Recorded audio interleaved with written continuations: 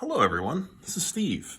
Today we're going to be doing a comparison video, comparing a 2018 gift pack, this was a holiday gift pack, to this year's gift edition from Zendikar. This is more of a way to kind of go through the differences that Wizards of the Coast looked at when they were trying to design a gift set. These are very different products, obviously, very different products, but they tried to serve the same purpose. And that's what we want to look at today, because this is a really, it's kind of been a product that has been interesting for years for family members that may or may not play Magic. This was a great way to purchase product for people who were looking for it, but also didn't know what type of product to purchase. So it's very easy to throw gift edition or gift pack, so to speak, on a box to make sure that it's easy enough for those relatives or friends to make a purchase of Magic the Gathering for that person. So let's take a look inside of the 2018 edition, and then we'll take a look inside of the 2020 edition of a gift pack. So on the plus side, the older boxes were a lot easier to open. So all you had to do was just open them up right from the side, or just rip right through her face, and you could get into one. These were sold everywhere, big box stores and small businesses alike. It would come, this panel would come right off, and we'd get a few cards immediately. Now, what was interesting about this set specifically was that these were cards that you could only get in the gift box, but they were also standard legal cards. So as you can see, they have the M19 logo. So 2 years ago, these would have been standard legal cards. You also will be getting, so you got these 5 promo cards. They're all pretty expensive as far as things go, like 6 drops, 7 drops. But they were interesting. Like, they always had an interesting effect. Like, I mean, this one gains you life. This one could come back from the graveyard, gain indestructible, get +1/+1 till end of turn lands enter, hexproof, and I mean, it's kind of fun. Like, these are not powerful cards, but they were all standard legal, which was neat. Another fun thing that you were able to acquire was a version of these cards on Arena. So that was kind of cool. So they gave you that on Arena. This was far before this was a big thing. You were also given one of each of the foil lands, which obviously if I open this panel up, we'll see the other 2. So we can get all of our Wooburg in there. So they're nice, simple lands, but they're foil lands. And then you got a Planeswalker die. So it didn't have a set symbol on it. It just had the Planeswalker symbol. And these were kind of some of the older dice, because this kind of has an interesting marbling effect on it, if you can see that. And then, of course, they wanted to throw in some booster packs so that you could open up some packs in this. So let's take a look and see what is in these, because we have 2 Sarkans and a Johnny and a Vivian. Let's open the Sarkans first just to see what we get out of them. It's been a while since I've opened one of these, so let's take a look.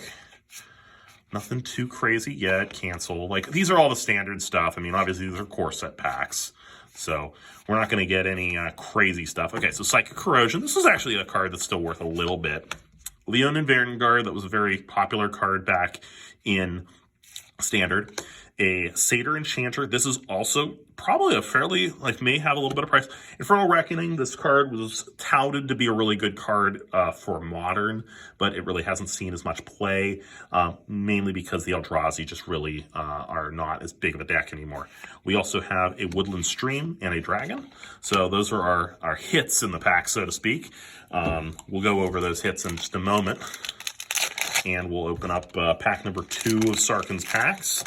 And we have Sure Strike, Mighty Leap, Bowman Speaker, always a good card, Infernal Scarring, Oaken Form, Pegasus Courser, Smelt, Druid of Cowl, Sky Scanner, Snapping Drake, Reclamation Sage, still a very predominant card in sideboards of Elf decks, Dryad, Greenseeker, a great standard card back in the day, Bash Brawl, Brawl Bash, Ogre, and Lena. the Selfless Champion. And of course, we got a Goblin token and a Swamp. So that's our only hit in that pack. Nothing too crazy there. Let's go to a Johnny, and then our last pack in this will be Vivian. So, Fire Elemental, I mean, this has been there forever. Oresco Swiftclaw, Divination, Act of Trees, and Titanic Growth. Colossal Dreadmaw, who jokingly was in 4 sets in a row, which is insane. Essence Scatter, Naturalize, Strangulating Spores, Fiery Finish, Exclusion Mage, really good in Standard at the time, Siegebreaker Giant, and a Leonin War Leader. These are about $2 right now. This is a pretty cool card here. And a full Gutter Snipe. That's awesome. Way better in Limited than it was in Constructed, but still a pretty cool card. And Goblin EDH decks still do play that. So that's pretty much, that's a little hit there. It's not crazy, but not bad. So far, we're pretty Orzhov right now. But the one problem with this product, of course, was the fact that you only got 4 booster packs. That was not enough to do any real limited. You could have their 3 packs for a draft, and maybe like a prize pack is a theoretical thought pattern. Viashino's Pyromancer was insane in limited. That was really, really good. Keep going here. All right, Fiery Finish, Vampire Sovereign, Dryad Greenseeker, and Open the Graves. So Open the Graves was our rare there. Not another one that's not terribly great, but we are very Orzhov. So that was our hits for that box. I don't think you would have, this would have retailed originally at about $20 for this gift box. You don't think you get that out of this. The code is nice, don't get me wrong. All your foil lands that you just acquired are just a set of foil lands. Now, this was probably the hallmark of this, was the fact that you did get these 5 creatures that didn't have any other home other than this gift set. And then, of course, your arena code. Not too bad, not too great, though. This is actually a great app if you don't have it already. This is the MTG Portal. This was something that they were really trying to promote before the pandemic, but this is their attempt at doing another life tracker. It also gives you roles information and kind of will teach you basic Magic if you don't know how to play. So if you don't have this on your smartphone, it is available on the Apple App Store and Google Play Store if you are on Android. So just a small plug because I have it and I like the product. All right, so this is 2020. So pretty crappy year, so they kind of gave us a great gift box. Gift boxes are obviously a lot different than they used to be back in the day. We've gone through a lot of different stages on gift boxes. If you go back just a few more years, we had the large box gift boxes that were really nice storage boxes more than anything. They did give you a few booster packs in the old ones, but they didn't do anything quite like this. So you open this guy up, and you get a few things immediately right out of the gate. So you get this really nice piece of art here. There's a party set up, obviously. And we have Akira, the Fearless Voyager, right here. Looks really nice. I mean, it's a good thing you can put somewhere in your room or something like that. You get a little box for your dice, little Planeswalker symbol dice box.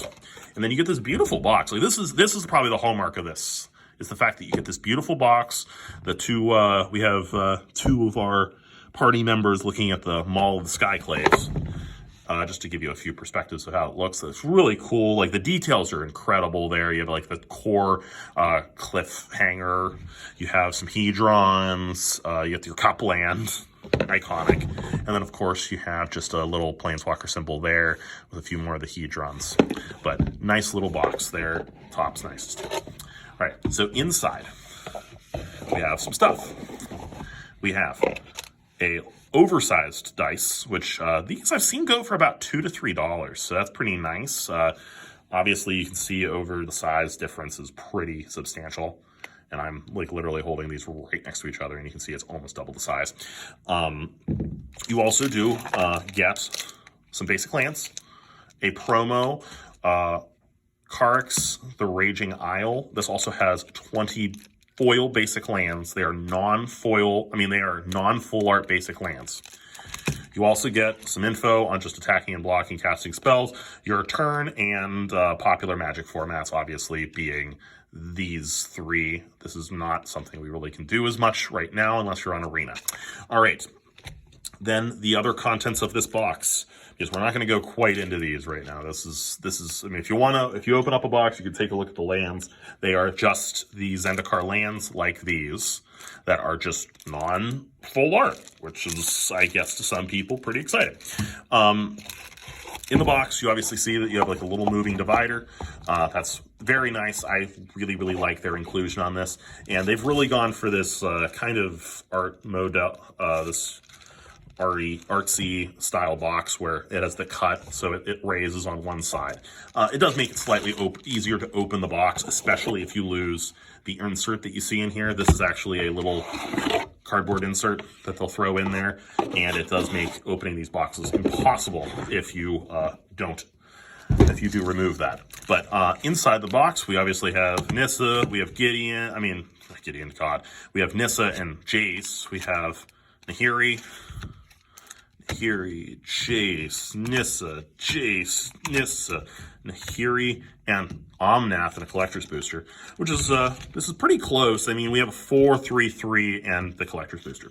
So I'm going to start by opening up our Planeswalkers here.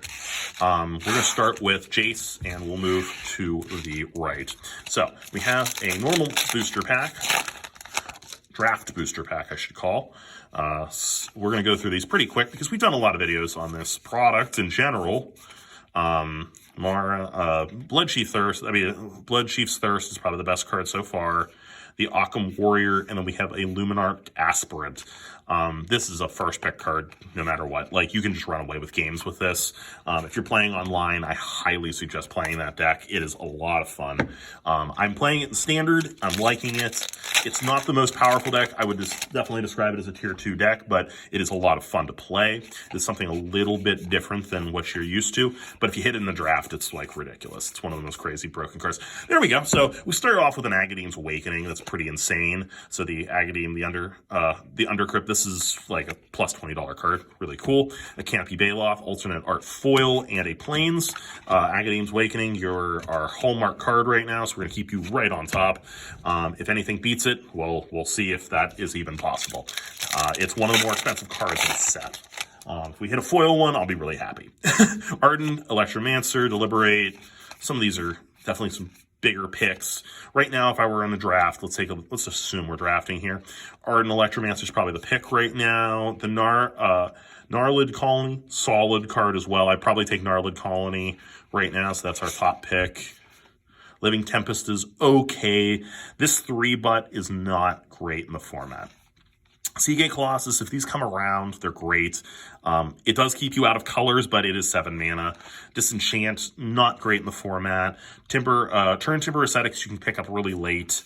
The Stonework Pack Beast, this might be a little bit more valuable in Pack 1. We have the Thundering Spark Mage. He is really, really good for just dealing damage. He feels like a Flame Tongue Kavu a little bit, but you obviously have to do stuff with the party mechanic. And if you're seeing that Arden Electromancer, maybe you can get that to table. So, like, I would probably take the Thundering Sparksmith.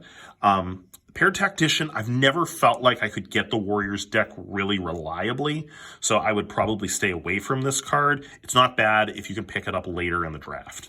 All right, and then Jawar Disruption. I like this card quite a lot. It does not harm you to take this card ever. It is not a first pick, but it is definitely something that you could run. The Huar Ruins. There we are. Oran Reef Ooze. That is a great card. If you actually got that set up, you'd be really, really happy. The Luminarch Aspirant and the Oran Reef Ooze. All right, I am going to put those guys back on the bottom because Agadeem's Awakening is just so darn good. And that Ninja's deck just uses it so well. So we're going to go into, this is our first Nahiri pack, which probably should have showed that. Into the Royal, phenomenal card. It has always been a good card. Most of the time, it is exactly what you want it to be as far as, you want this is basically a Cryptic Command. It's 2 modes of the Cryptic Command and it's easier to cast. So Synchronized Spellcraft is really good. Blood Beckoning, solid card for draft. Completely useless. Scale the Heights is something you pick up later. The Shepherd of Heroes is solid. This is probably the best creature so far that we've seen. Nimana, Sky Dancer. I pick these pretty highly, but I like going into the Rogues deck quite a lot. Cleric of Chill Depths. Skyclave Sentinel, you pick these up late. Taunting Arbor Mage. Solid card, not a first pick. Roost of Drakes, if you want to start on the kicker deck, this is the way to start it off. You will probably have to force the deck, which is never a good feeling. If this just comes to you like pack 2 and you're already in kicker, it's a great card. The Amara Wizard, solid, but it does need to be in the Wizard's deck to be any good. But it's not going to punish you for existing because you get the Amara Skyfalls. And then Kazaa, the Royal Chaser, is our rare in the pack.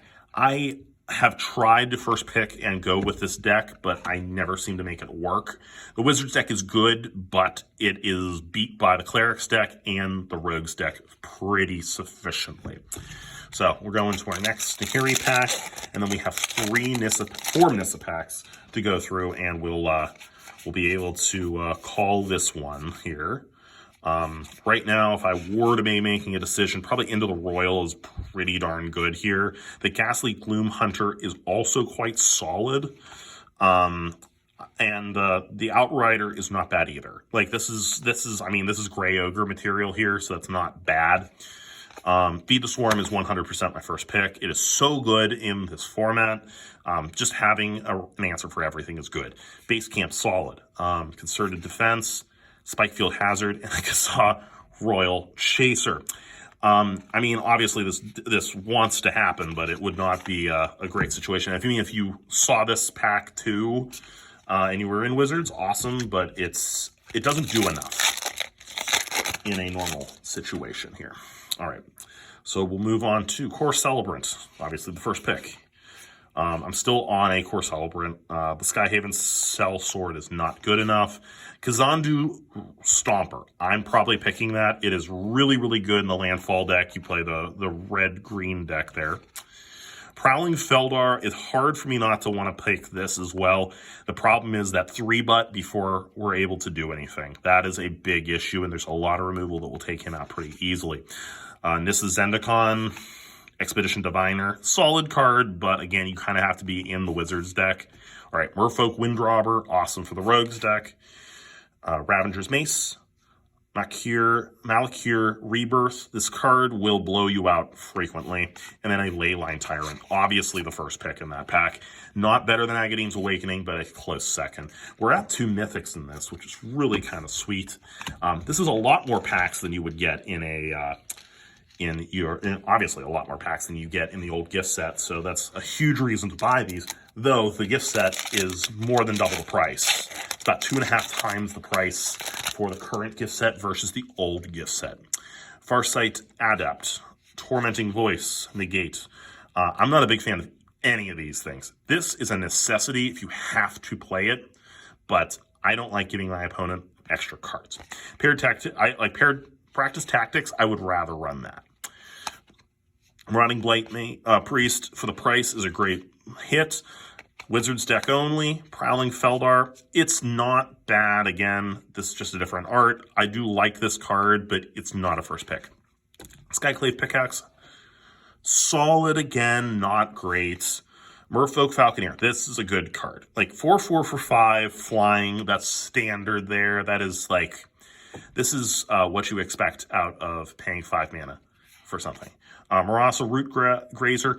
I feel like this card is just out of color. This should be like a green-red card to me, but it wouldn't get Vigilance then. I think it would probably more likely have First Strike or possibly Haste. Who knows? But I just don't feel like this is...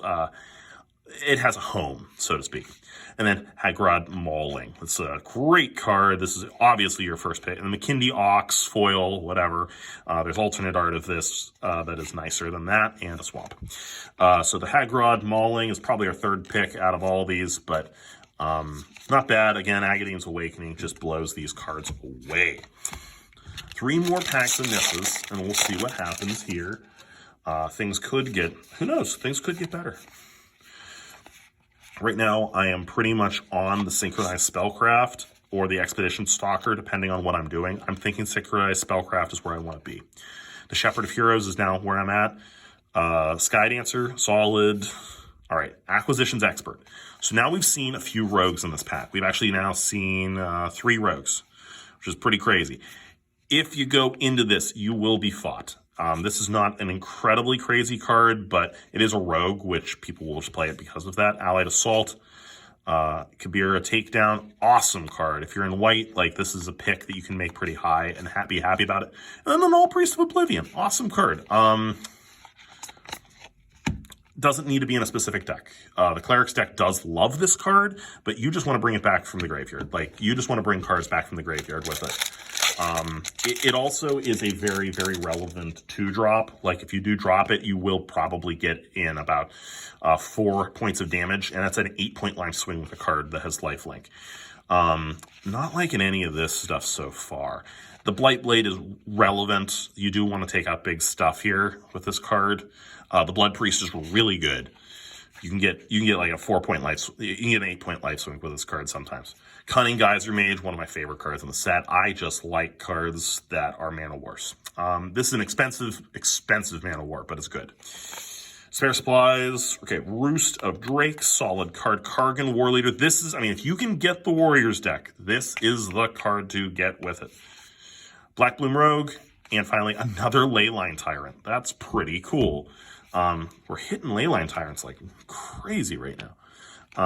So we're going to put that guy right behind the other Leyline Tyrant. And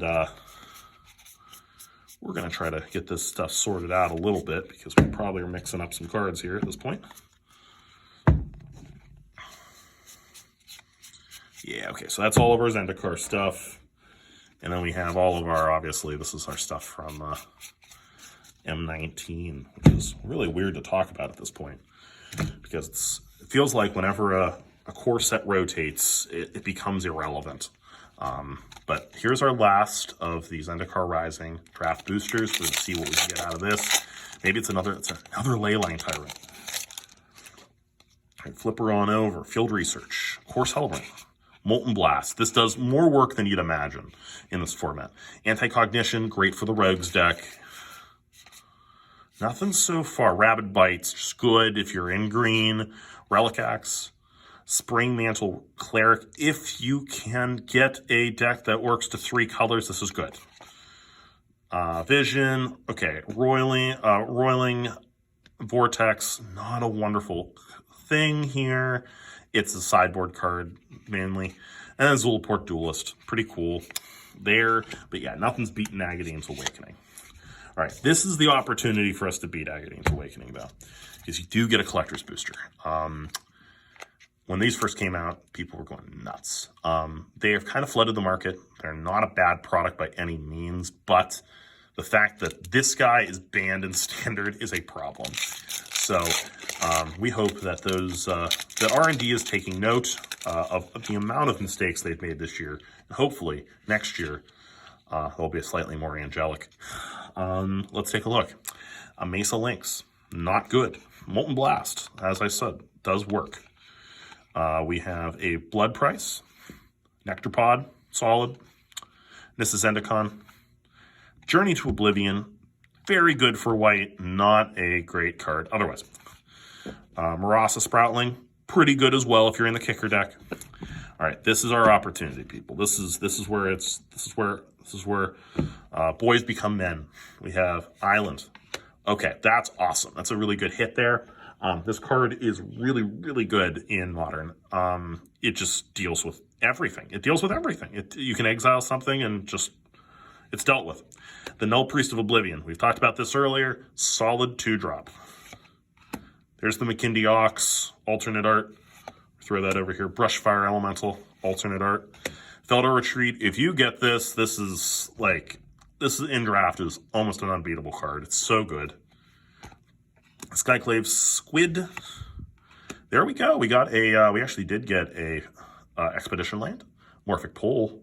That does beat Agadeem's Awakening. There's our Insect and Warrior. Angelic Warrior, really. All right, guys. Well, thank you very much for watching. As you can see, we have 2 very, very different products at this point. We have something that kind of is trying to get you in playing Arena /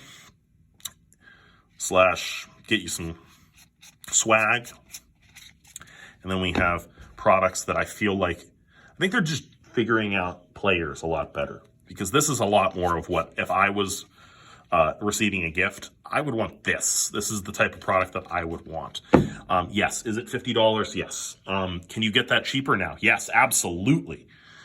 But this is the evolution that you see. You can see that they've been making a more concerted effort to attempt to make a better product every year.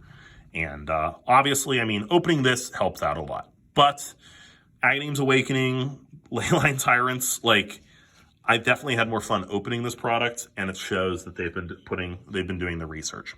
Anyway, if you guys enjoyed watching this video, make sure to like, share, and subscribe. Share with your friends.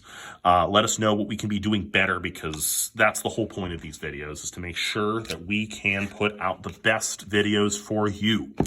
And if you didn't like these videos, make sure to give us a thumbs down. Let us know what we can be doing better. Have a wonderful rest of your day, and let's open more things that are, in fact, just some more legendaries. Thanks very much, guys. Bye-bye.